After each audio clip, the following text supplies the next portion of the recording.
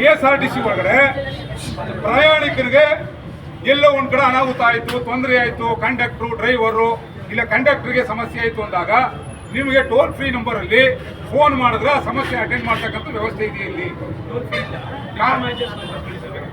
ಅಲ್ಲ, depot manager ನಂಬರ್ಗೆ ಎಲ್ಲ ಕ್ಯಾಬ್ ಇಟ್ಕೊಳ್ಳೋಕ್ಕಾಗಲ್ಲ.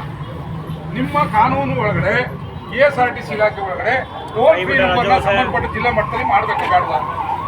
ಕಾರ್ಪೊರೇಷನ್ ಲೆವೆಲ್ ಡಿಸಿಷನ್ ಆಗಬೇಕು. ಈ ಪ್ರಸ್ತಾಪನ ಇಲ್ಲೂ ಅದು ಇಲ್ಲ ತಾನೆ ಬರ್ಕೊಡ್ತಿರೋದು ಅಲ್ಲ, ಸತ್ಯಕ್ಕಿಲ್ಲ, ಅದು ಆ ವ್ಯವಸ್ಥೆ ಇಲ್ಲ ಅಂತ ನಮಗೂ ಮೀಟಿಂಗ್ ಪ್ರಸ್ತುತ ಇಲ್ಲ. ಆಯಿತು. ಸಂದರ್ಭೋಚಿತವಾಗಿ ಎಲ್ಲರೂ ಸಮಸ್ಯೆ ಆಯಿತು, ವಿದ್ಯಾರ್ಥಿಗಳು, ಮಹಿಳೆಯರು, ರೈತರಿಗೆ ಯಾವ ನಮಗೆ ಅನಾನುಕೂಲ ಆಯಿತು. ನಿಮ್ಮ ಕಂಪ್ಲೇಂಟ್ ಮಾಡ್ಬೇಕಾರೆ ಹೆಂಗೆ ಮಾಡಬೇಕು?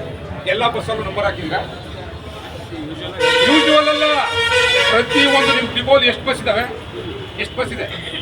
150 ಬಸ್ ನಂಬರ್ ಇದೆ. ಚೆಕ್ ಮಾಡೋ ಈಗ ಇದೆಯಾ ಸರ್? ಕೆಲವಲ್ಲ, ಕೆಲವು ದಿನ ಸಂಬಳ ತಕೊಂಡು ಕೆಲವು ದಿನ ಸಂಬಳ ಬಿಟ್ಬಿಟ್ರೆ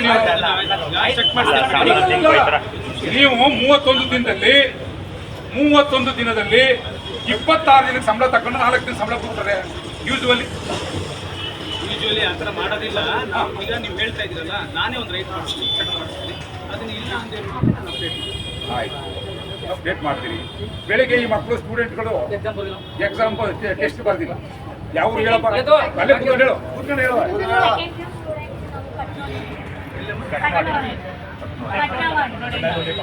ಬಸ್ ಬಂದಿಲ್ಲ. 8 ಬರಬೇಕಿತ್ತು ಬಸ್ಸು, 9:30 ಆದರೂ ಬಸ್ ಬಂದಿಲ್ಲ. ನಡ್ಕೊಂಡು ನಾವು ಕೆಲಸ ಬಂದಿದೆ.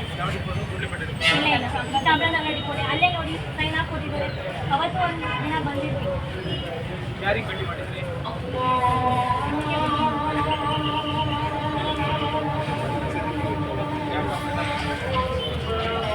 ಸಂಜೆ ಟೈಮು ಲೇಟ್ ಮಾಡ್ತಾರೆ.